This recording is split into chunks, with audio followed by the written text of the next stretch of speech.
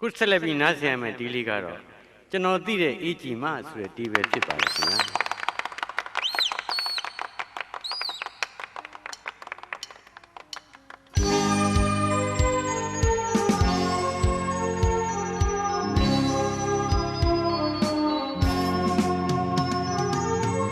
ရွှေတကုံကုန်းတော်ဘောက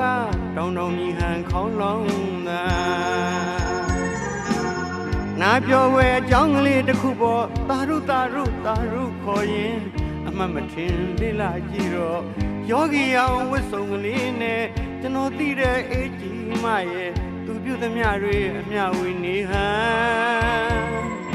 အေးသေးတည်ငြိမ်သူရုပ်ဟာလေးစားမိတဲ့အေးကြီးမရဲ့တာရုတာရုအတန်းတန်းရွှေတကုံဖျားဘောကတောင်တော်မြည်ဟန်ခေါင်းလုံးသာ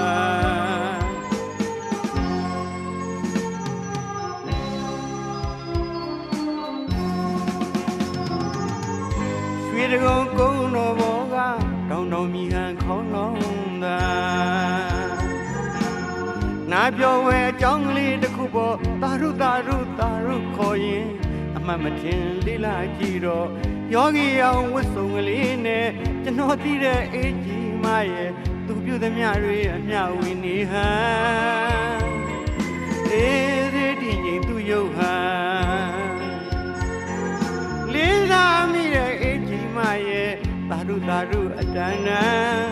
ရွှေတကုံဖျားဘောကတောင်တော်မြည်ဟန်ခေါင်းလုံးသာ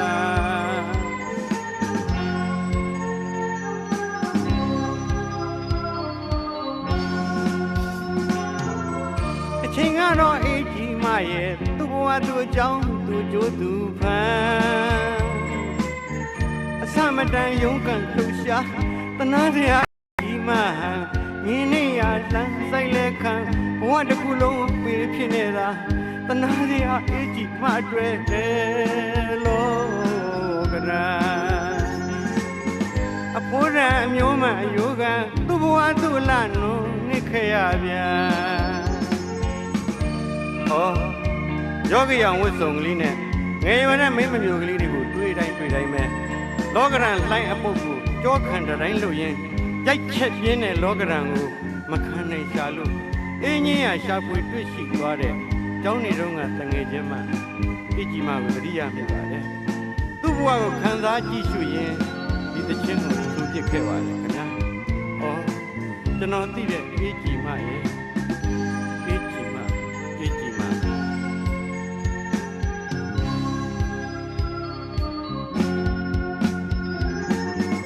ရွှေတကုံကုန်းတော်ဘောကတောင်တော်မြည်ဟန်ခေါင်းလုံးသာနာပြောဝဲအကြောင်းကလေးတစ်ခုပေါ်တာရုတာရုတာရုခေါ်ရင်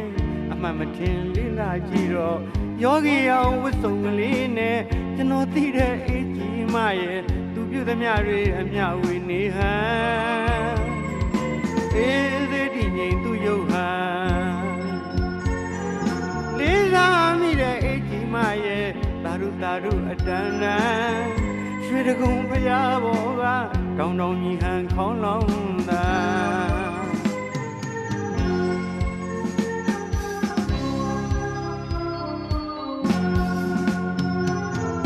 အချိန်ကတော့အေးကြီးမရဲ့သူ့ဘဝသူ့ကြောင်းသူ့ကြိုးသူဖန်